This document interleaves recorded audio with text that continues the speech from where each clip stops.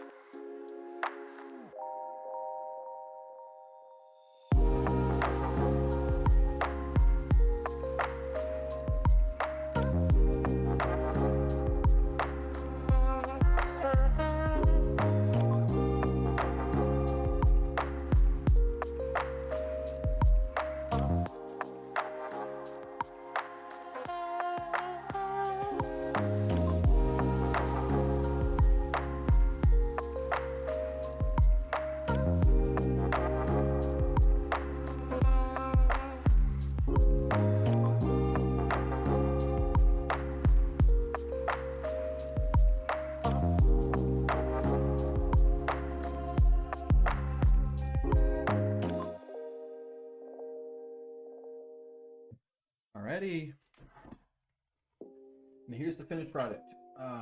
It's still rough on the edges, but I mean, when everything's all said and done, I think it looks pretty good. I did these laser cut wooden panels on the side, and then 3D printed this. I had to 3D model this. The back of it isn't super great. It doesn't fit perfectly against the motherboard, which I don't love. It is version 1, so just keep that in mind. I got my power plug back here. Let's show that right there. And yeah, I think it looks pretty good. I got this black power button up here. I got my one USB jack over here, and then I didn't route the microphone and headphone jacks or another USB because if I did route another USB, I'd have to pull it from back here because I am running it off of a external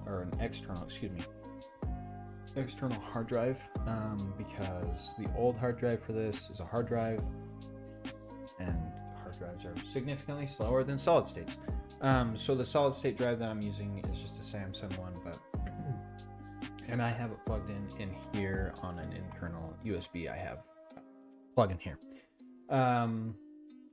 And yeah, I think it turned out pretty good. Like I said, it's still rough, but if you guys really like this and you like this content, then I'm more than willing to go to the next level and take the next steps to improve upon this and take this to the next level.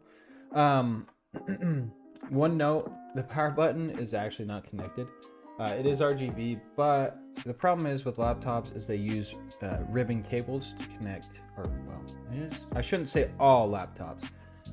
Most laptops or some laptops use ribbon cables to connect the power button to the motherboard. And ribbon cables hold very, very fine cables. So I didn't really want to snip it. Makes me really nervous that I'm not going to be able to get the right wires together and things like that. I don't want to cross the wires and fry the whole thing. So yeah, but anyways, if you decide to do this, keep in mind that it's important to be careful. While I was putting this in, I did actually knock a component off of the motherboard. Luckily, I know how to solder, and I was able to solder it back on, but just a note. Anyways, let's cut to the montage, or not the montage, let's cut to the pictures up close. You can see exactly what it looks like. Hope you guys enjoy.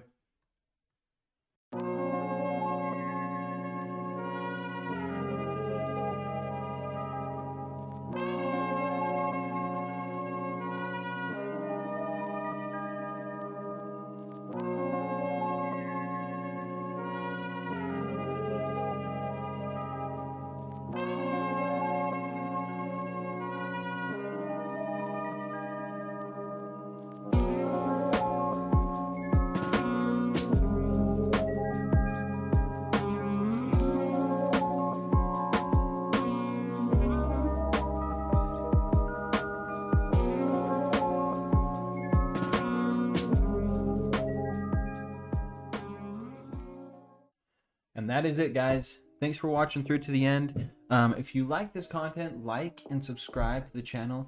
And I can get more of this stuff. You guys let me know in the comments what your thoughts are on it, and you tell me what you guys think, and well, we'll see. And I will be releasing additional videos with performance on this, like in terms of gaming. It is really old, like I talked about in the beginning, but I mean, it works, and it works a lot better than it did in the chassis, which you'd hope and expect. But anyways, thanks for watching, guys. Like and subscribe. See you next time.